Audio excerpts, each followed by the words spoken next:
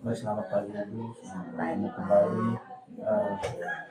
Ini saya datang di menghadap Ibu ini karena kami ada tugas di pendidikan guru angkatan 8 pada modul 3 saat itu untuk pengambilan kebijakan soal pimpinan yang dihadapkan dengan banyak hal.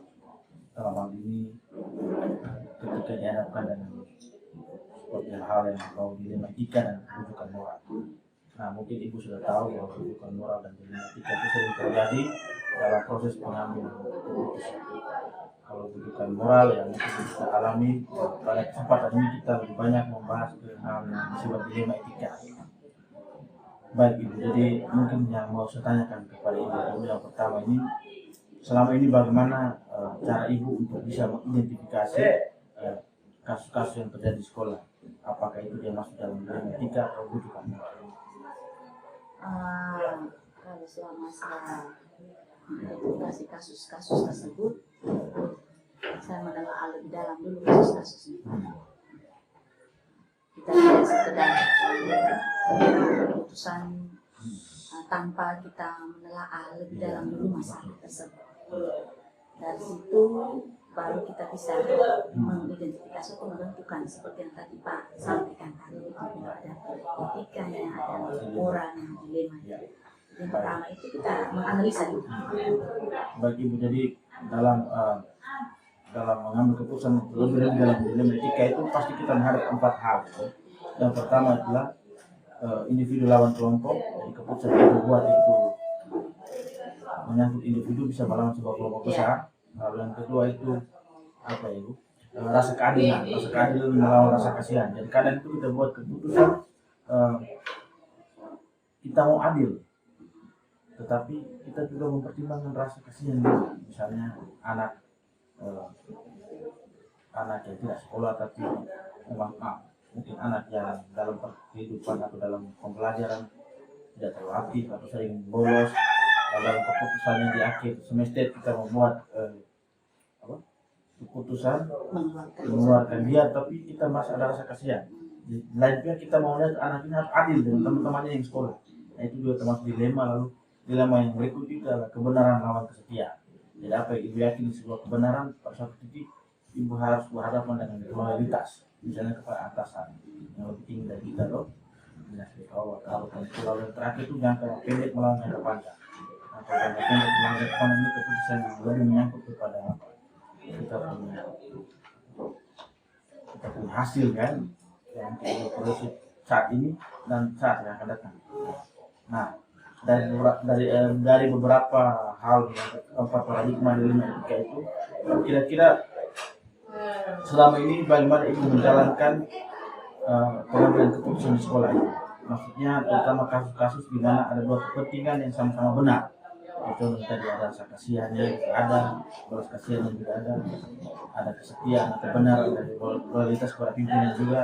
Dan kira-kira bagaimana Ibu selama ini menghadapi kasus-kasus tersebut? Memang Ibu harus mau dihadapkan pada dua kepentingan yang sama-sama benar. Baik, ya memang betul sekali Pak yang Pak sampaikan tadi dilema tadi. Kita sudah buat peraturan, kemudian konsekuensinya, akhirnya pada saat itu kita kadang bisa rasa kasihan, apalagi tidak dipungkiri sebagai seorang ibu perempuan itu tuh rasa itu tuh lebih dominan, itu tidak dipungkiri lagi. Tapi kita mau menerapkan keadilan juga. Kasihan itu lebih mendominasi. Yang saya buat di sini, kalau saya lihat dulu kasusnya, tergantung kasusnya. Contohnya nyata kasus yang terjadi di sekolah ini, siswa yang siswa pindahan baru-baru ini, dia dengan kasusnya, kasus pukul guru di sekolah. Kemudian guru di sekolah asalnya itu istrinya juga mengajar di sekolah kita di sini. Ketika dia pindah ke sini itu juga merupakan beban juga. Beban sekali saya terhadap guru tersebut, guru istri yang ada di sini ya. Tapi ketika saya menganalisa kembali, saya analisa dulu, saya refleksikan dulu, saya menganalisa lagi bahwa kita sebagai guru, artinya kita manusia dewasa, di mana kita harus bisa memilah mana urusan pribadi, mana urusan sekolah. Profesionalisme kita harus kita pegang dulu. Jadi sebelum anak itu datang ke sini orang tua, dan saya memang menerima. Semua orang boleh mendapatkan kesempatan kedua. Nah, itu prinsip saya. Sebelum itu saya pendekatan dulu dengan gurunya. Bagaimana ibu, tapi dia curhat pribadi, dia juga merasa dia tidak apa-apa ibu. Tapi sekalipun itu ibu tidak mau, ibu yang suaminya dipukul, sekalipun ibu tetap tidak mau misalnya, merasa keberatan, saya akan tetap memberikan pengarahan pada beliau bahwa apapun yang terjadi, masalah itu sudah selesai, dan anak tetap berhak mendapatkan terlepas sekalipun dia bunuh orang, dia tetap berhak. Baik Ibu, jadi itu adalah beberapa hal yang Ibu sudah buat di sekolah, baik itu berhadapan dengan rekan-rekan guru maupun berhadapan dengan anak didik. Mungkin saya tanyakan berikut adalah kira-kira dalam menghadapi dilema etika ini langkah-langkah apa yang Ibu sudah ambil atau prosedurnya bagaimana? Pertama kita menganalisa dulu, menganalisa itu paling penting, kita telah alih jalan. Kemudian saya mengadakan rapat dulu bersama Dewan Guru. Karena saya berdiri sendiri, saya punya kelompok dalam, yaitu rekan kerja saya itu guru-guru. Kita bahas bersama. Dan dari situ baru kita bisa mengambil keputusan bersama, bukan keputusan dasar karena saya, tapi keputusan bersama satu sisi. Begitu. Jadi langkah yang tempuh yang paling penting adalah musyawarah mufakat. Intinya bahwa segala keputusan tidak bisa diambil sendiri. Nah, hal yang berikut yang mungkin saya mau tanya kepada Ibu adalah kira-kira hal-hal apa saja yang selama ini Ibu anggap efektif dalam pengambilan keputusan itu? Kasus-kasus dilema etika yang Ibu rasa bahwa cara ini tidak efektif.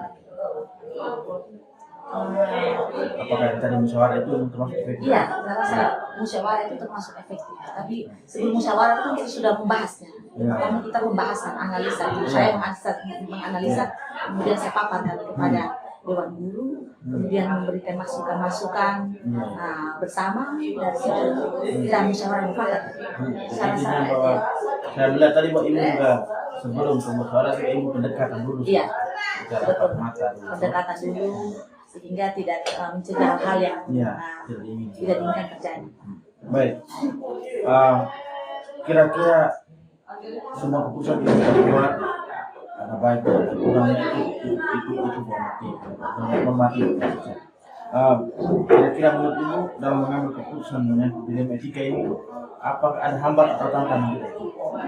Sejauh ini saya juga di sekolah ini baru 1 tahun dan kasusnya juga saya rasa belum sejauh ini belum ada.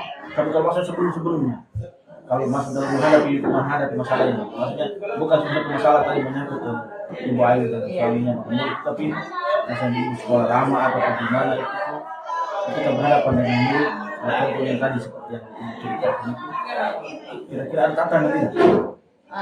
Orang tua atau teman-teman. Puji Tuhan sejauh ini orang tua cukup kooperatif semua. Karena kita intinya kita komunikasikan dengan baik, maka semuanya itu akan berjalan dengan baik. Baik, jadi intinya mau komunikasi komunikasi saja. Kita komunikasi saja Pak. Dalam buat keputusan itu komunikasi. Dan kita tidak mengedepankan ego kita. Baik. Jadi Ibu sudah melakukannya dan Ibu punya kunci salah satunya adalah kunci itu komunikasi. Nah, saya pikir bahwa komunikasi itu merupakan satu hal yang baik. Nah, yang berikut kira-kira menurut Ibu dalam menghadapi misalnya kasus dilema etika di sekolah walaupun 1 tahun di sini, itu ada arah menjatuhkan ya untuk proses pertemuan masalah sementara. Sampaikan sebelumnya atau langsung?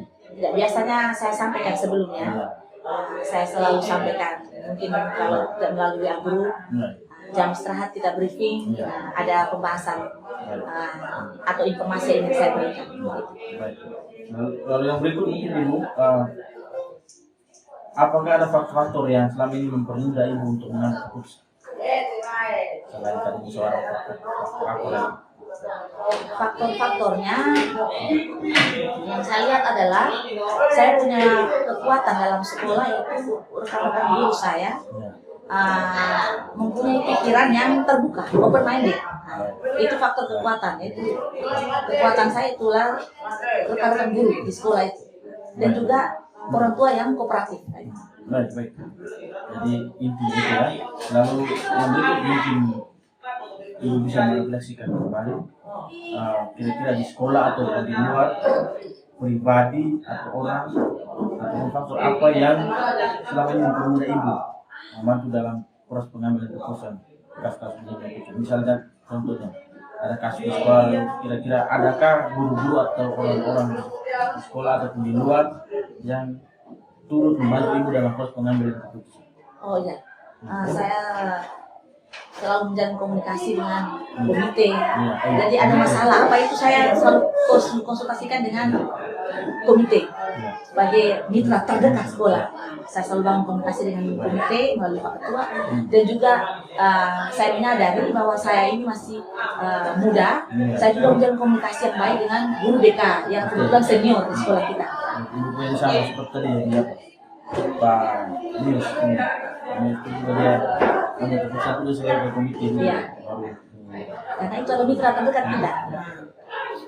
Baik Ibu, mungkin apa yang Ibu saya sampaikan ini sudah saya petik maknanya. Dan yang terakhir mungkin pertanyaan dari saya, dari semua kasus pembelajaran yang Ibu dapatkan dalam proses pengambilan nilai etika itu, kira-kira pembelajaran apa yang Ibu dapat? Pembelajaran mungkin baik untuk Ibu. Yaitu yang pertama itu kita harus selalu menjalin komunikasi yang terbuka. Yang pertama komunikasi yang terbuka dengan warga sekolah, terutama mereka yang pendukung sekolah ini. Karena sekolah ini bukan milik saya saja, tapi milik semua warga sekolah, komite, masyarakat yang ada di sekitar, guru-guru. Itu pembelajaran paling penting ya. Mungkin ya, saya tambahkan lagi. Kemudian kita harus menelaah dengan seksama masalah atau kasus yang kita hadapi. Kita tidak mengedepankan ego diri kita, tapi kita refleksi bersama, kita lihat lebih dalam lagi jalan positif dan negatif. Jadi intinya bahwa saya melihat bahwa Ibu menekankan semangat komunikasi, berkolaborasi dan berkaitan, lalu selalu menjalin hubungan baik dengan pihak-pihak yang terkait segala sesuatu diputuskan melalui musyawarah mufakat. Hanya itu saja Ibu, wawancaranya singkat saja, dan yang kurangnya saya mohon maaf, semoga kita tetap selamat dan bahagia. Oke, selalu selamat dan bahagia. Terima kasih Pak.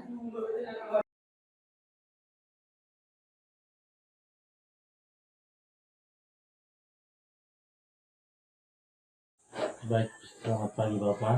Pagi. Selamat bertemu. Jadi kita mau bebas ya. Ini menyangkut saya ini sebagai calon guru penggerak angkatan 8, kami sudah memasuki modul terakhir, dan pada kesempatan ini saya datang untuk wawancara Bapak mengenai keputusan atau kebijakan Bapak yang selama ini diterapkan di sekolah. Dalam hal ini berkaitan dengan dilema etika. Nah, mungkin Bapak juga sudah tahu bahwa dalam pengambilan keputusan itu ada dua hal yang sering bertentangan atau sering terjadi. Yang pertama itu bujukan moral, dan yang kedua itu dilema etika. Nah, pada kesempatan ini kalau bujukan moral kita sudah tahu lah, sudah biasa. Nah, mungkin kita sedikit mencari tahu di sini adalah mengenai dilema etika. Nah, dalam dilema etika ini kan yang kita ketahui bersama bahwa kadang kita mengambil sebuah keputusan itu terkadang saling bertentangan. Misalnya bertentangan dalam hal ini semuanya baik-baik saja. Misalnya kita mau memutuskan guru honor dengan kebijakannya, tetapi karena ada rasa belas kasihan. Itu kan sebenarnya tidak misalnya dari aturannya, misalnya aturannya menentang, tapi karena rasa kasihan kita mengambil keputusan itu. Banyak hal ya di sekolah, mungkin Bapak juga pernah mengalami. Lalu keputusan menyangkut murid juga, kadang saya temukan di sekolah saya itu juga kadang seperti begini Bapak, kita mengambil keputusan, tetapi misalnya anak ke SPP sekolah, SPP ataupun kewajibannya di sekolah. Belum jumlah selalu kita mau mengambil keputusan untuk begini, tapi kita berpikir rasa kasihan. Itu namanya dilema etika. Jadi dalam dilema etika itu banyak hal seperti itu. Nah, yang saya mau tanyakan di sini kepada Bapak ya, yang pertama itu selama ini bagaimana Bapak dapat mengetahui bahwa kasus-kasus yang terjadi di sekolah itu merupakan kasus dilema etika atau bukan moral? Kalau kasus di sekolah berkaitan dengan dilema etika, ketika anak yang malas, atau terlambat datang, katakanlah kami sini punya aturan, kalau asalnya itu jam 7 tepat itu sudah apel, kemudian 7:04 itu hari-hari lain itu 7:04 apel. Lalu pada saat 7:04 atau asalnya itu banyak anak yang terlambat. Jadi karena terlambat ini supaya mereka juga ikut alur tepat waktu segala macam, maka kami membuat keputusan bersama Dewan Guru, terlambat kena sanksi. Sanksinya apa? Sanksinya seperti misalnya mereka tulis undang-undang, kemudian mereka hafal. Jadi ketika apel saja itu undang-undang tidak dibacakan, tapi diucapkan. Kemudian doa-doa. Misalnya kalau mereka calon baru, maka semua doa itu mereka hafalkan. Atau mereka diberi tugas, misalnya terlambat sanksinya tulis ini atau buat ini 3 hari diperiksa gitu. Jadi kalau cuma guru yang menjadi guru pikir tadi itu punya buku seperti ini, tulis anak yang terlambat ini sanksinya apa, gitu. Kemudian ada hal yang paling berkaitan dengan kenaikan kelas. Kenaikan kelas. Dilema sekali keadaannya. Jadi kalau mau naik kelas itu kami rapat di sini, kemudian penentuan kenaikan kelas rapat di penentuan naik kelas. Jadi saya minta pertanggungjawaban tiap kali kelas. Jadi perkembangan anak itu saya tidak tahu, tapi yang tahu itu guru kelas. Jadi ketika rapat saya bilang sudah, kita mulai dari kelas 1 sampai kelas 6. Kita start dulu, lihat. Lalu murid yang tidak naik itu, faktor yang tidak naik itu mungkin tidak tahu tulis, tidak tahu baca, untuk SD. Betul. Tidak tahu tulis, tidak baca, ini penting. Tidak tulis, tidak baca, ini hitung. 3 faktor ini penting. Jadi yang tahu tentang guru kelas, jadi tentang guru kelas itu mesti tahu persis bahwa anak ini tidak naik begini, tidak naik begini. Lalu dipertimbangkan. Ada pertimbangannya juga. Ada pertimbangan juga. Dan misalnya dia mesti tahu itu. Tahu itu, atau tahu itu tapi sedikit-sedikit, tidak terlalu. Kemudian baca juga sama. Baca, dia sudah kenal dulu, tapi baca pakai aja. Barangkali itu yang dipertimbangkan. Dia bisa naik atau tidak. Itu kita lihat perkembangan di kelas berikutnya. Dan 3 faktor itu yang paling terutama. Kemudian satu lagi yang paling dilema itu anak yang pintar. Anak yang pintar tetapi dia punya tingkah laku. Etika sopan santun kejujuran itu kan lihat juga, karena pada dasarnya orang kan sekolah Katolik. Tapi kalau membiarkan misalnya etika sopan santunnya tidak ada, kejujuran tidak ada, dia punya nilai baik. Tetapi ketika orang mau rapat akhir malah kelas, perbuatannya kan curi apa?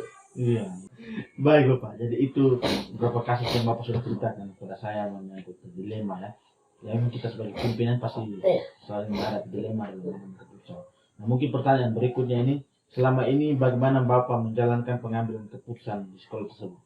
terutama untuk kasus-kasus yang dimana ada dua kepentingan yang sama-sama benar atau sama-sama mengandung nilai kebajikan. Contohnya tadi misalnya nilai anaknya pintar, tetapi dari segi kejujurannya tidak ini. Nah, untuk mengambil sebuah keputusan itu apakah Bapak sendiri yang mengambil keputusan atau bagaimana caranya? Oh, berkaitan dengan itu siapa yang tentang guru? Oh, jadi musyawarah. Musyawarah itu tentang guru. Kalau kalian putuskan sama saya bisa putuskan, tapi saya dilema juga kan? Iya, betul. Nanti penilaian tentang guru seperti apa? Iya. Lalu saya panggil tentang guru, omong sama, kemudian mereka juga memutuskan sudah kita putuskan sama-sama karena perbuatan yang seperti ini, kejujuran seperti ini jadi tidak ikhlas. Jadi, walaupun dia punya problem. Bisa dikatakan bahwa yang Bapak buat itu memanggil rekan-rekan guru, mengadakan musyawarah, sehingga keputusan itu bukan keputusan seorang pimpinan saja, tapi keputusan mulai dari semua rekan-rekan di sekolah. Nah, kalau menurut Bapak itu efektif atau tidak kalau buat begitu?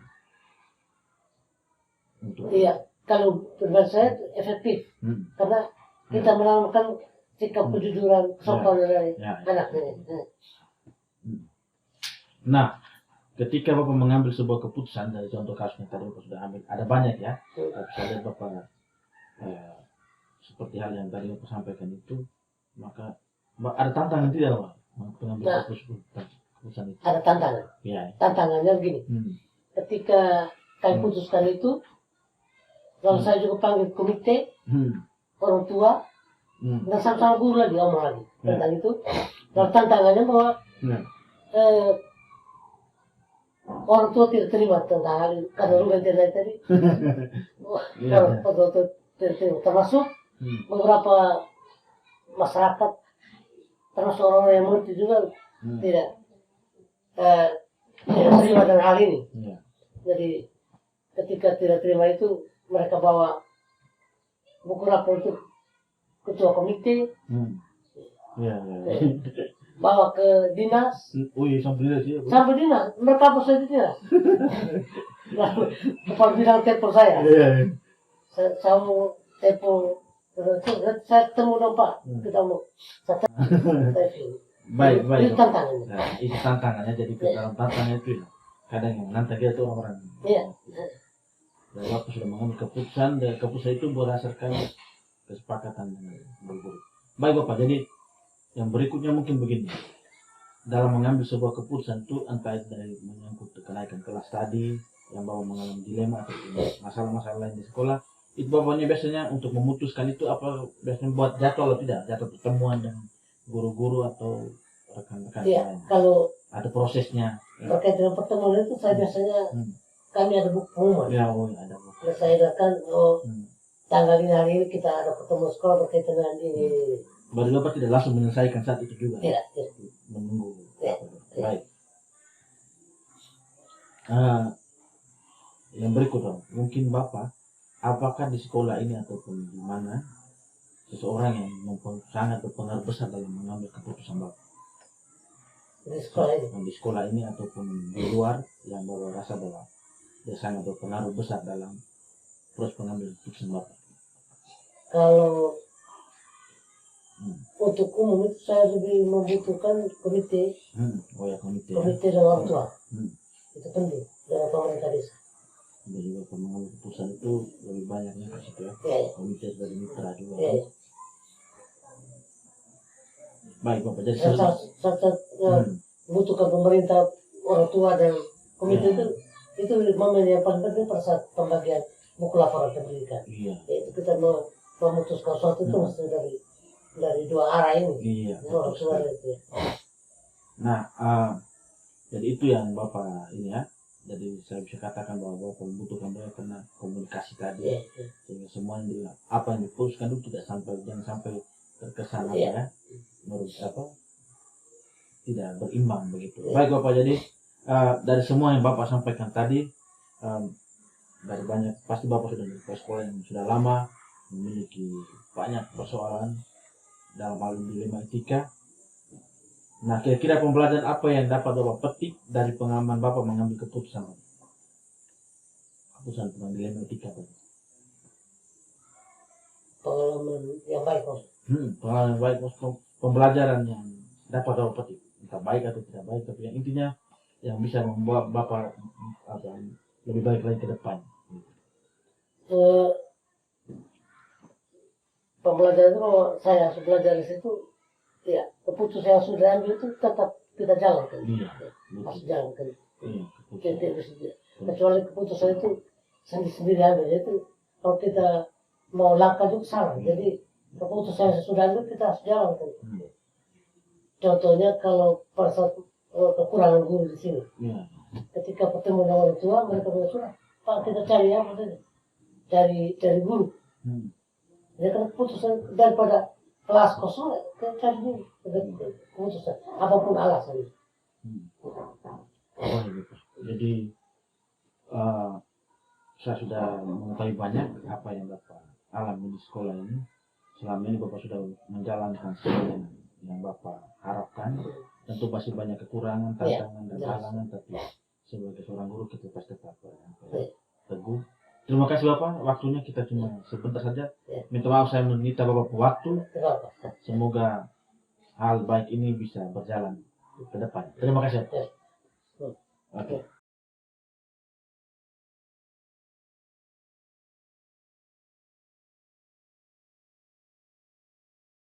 Selamat pagi. Jadi terima kasih untuk kesempatan Ibu berikan kepada saya wawancara Ibu berkaitan dengan keputusan Ibu sebagai pimpinan di sekolah ini. Tentunya ya kita akan berhadapan dengan bidang etika dan kebutuhan moral. Jadi Ibu kita akan bebas saja, tidak usah takut. Seperti biasa.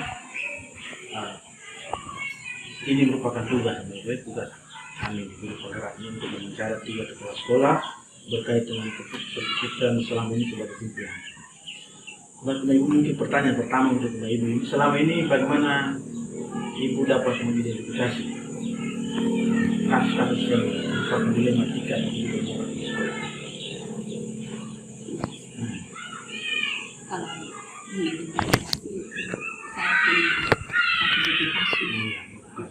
punya setiap kali ada kasus itu langsung dimasukkan dalam kasus. Itu baru yang ditindakan.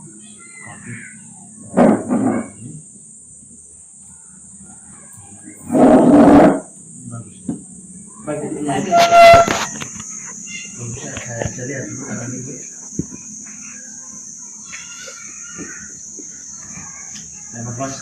Kepala sekolah ini banyak punya strategi itu. Saya lihat bukan sini baru di rumah Ibu sini. Ya. Saya lihat dulu di kepala sekolah bagus dulu begitu. Ya pakai buku kasus. Ya supaya itu ada.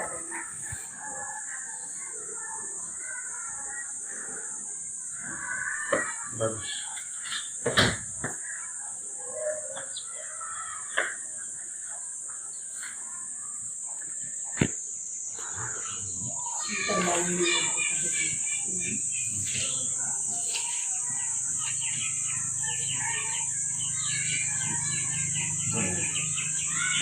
Ini sebuah hal yang baik. Jadi mungkin yang berikut kira-kira bagaimana Ibu selama ini menjalankan keputusan sekolah, terutama kasus-kasus yang tadi seperti saya jelaskan tadi, kasus yang melibatkan dua kepentingan yang sama-sama benar atau sama-sama mengandung nilai kebaikan. Sebagai contoh ya, misalnya ambil kasus contohnya kenaikan kelas atau nilai. Kita membuat begini tapi ada dia yang keluarga yang begini. Ini kan sama-sama saling berkaitan. Iya. Kira-kira bagaimana membuat ini? Pada saat misalnya kenaikan kelas tadi itu biasanya diberi kira-kira dengan anak ini secara IQ itu memang tidak bisa, tetapi dilihat dari mengapa tentang IQ turun. Ini pasti ada latar belakang. Ya. Sehingga latar belakang itu kita lihat. Sedang beberapa anak itu memang hubungan darah dekat. Ya, hubungan darah dekat itu juga secara psikologi itu berarti turun dia punya IQ. Sehingga latar-latar ini yang dipakai untuk bisa mendukung keputusan anak bisa lulus. Yang selama ini Bu. Dan aku juga mungkin yang kedua, bukan selain IT-nya saja, tapi mungkin ada beberapa keterampilannya yang bisa mendukung. Iya, karena mereka tidak bisa belajar cuma dia punya otak saja sih sebenarnya. Baik. Lalu yang berikut mungkin langkah-langkah atau prosedur seperti apa yang selama ini dibuat untuk menghasilkan keputusan yang baik, yang artinya yang bisa memberikan solusi kepada semuanya atau menarik pendapat mungkin. Jadi kira langkah-langkah apa yang selama ini dibuat untuk mengambil sebuah keputusan yang baik? Yang pertama pasti ada permasalahan. Dengan permasalahan itu klarifikasi untuk mendengar pendapat dari peserta diri sendiri, juga guru, juga kita melihat juga dengan visi-visi.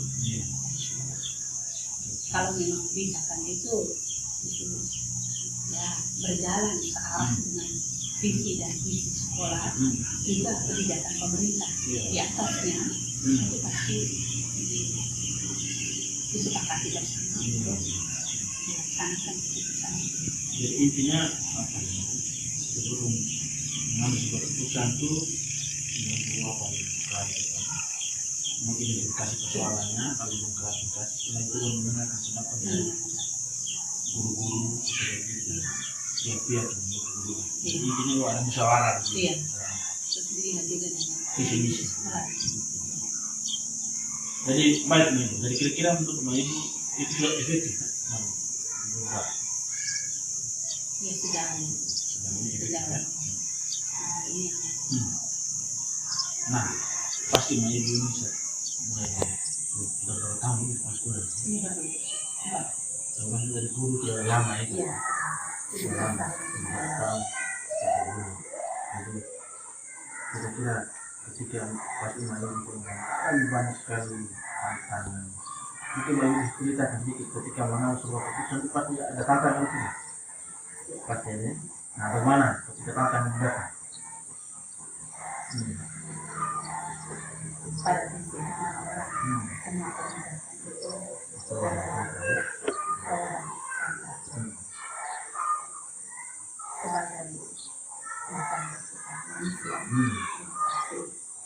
bukan manusia dan secara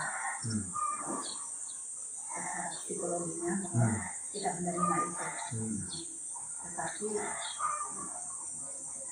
mungkin kita berpikir, saya sendiri itu berpikir bahwa soal pro dan kontra itu wajar, berjalan wajar. Tetapi mungkin saya sudah berkekuatan bahwa setelah keputusan itu dijalankan pasti ada evaluasi.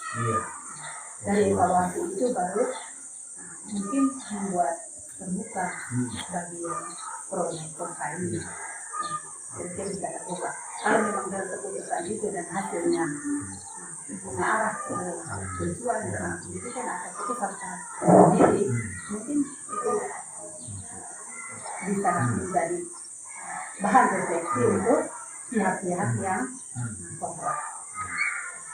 Mungkin pikiran saya selama ini begitu.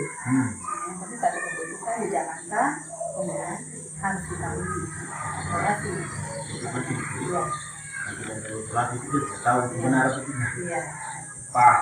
Kuat atau tidak. Jadi mungkin ini, tapi setelah ketika menjalankan keputusan itu, misalnya tadi ini sampai ke usaha, tapi itu membuat dijadwalkan juga, atau tidak? Kalau untuk yang lalu sebelum menemukan Kuber itu biasanya jika ada hal-hal yang mau disampaikan atau mau disampaikan itu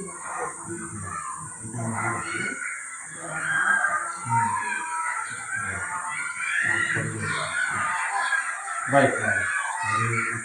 sedangkan di yang kanan Kuber ini kita biasa pakai 30 menit setelah pelajaran itu ada briefing gitu. Kadang juga kita dituntut untuk sebenarnya jangka panjang, tapi kita harus berjuang untuk sekarang memang itu yang kita. Iya, itu yang tadi saya bilang keputusan apa dilema jangka panjang itu yang masuk di situ. Iya.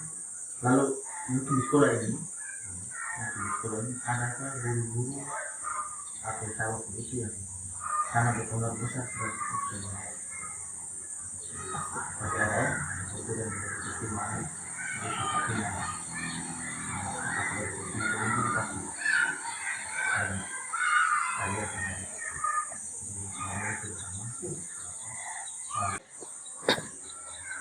baik, mungkin ini pertanyaan terakhir saja dari semua yang telah disampaikan itu, kira-kira pembelajaran apa yang dilihat selama bergerak ke sekolah ketika mengambil sebuah keputusan yang dilematika, artinya ketika mengambil keputusan itu benar-benar dua-duanya benar, tapi itu pertimbangan, tidak apa pelajaran apa yang dilihat.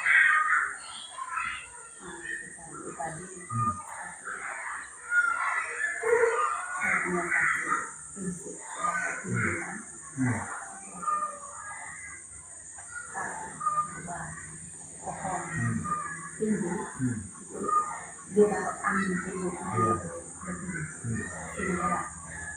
sebagai manusia juga hidup paling tinggi. Saya pegang itu kita mundur itu sudah beda yang mana dan perbedaan itu pasti akan menghasilkan. Baik, nah itu jadi mungkin dari apa yang kita sampaikan ini dalam nuansa sangat baik ini sederhana, kita omong apa adanya. Terima kasih banyak dulu waktunya. Oke, terima kasih.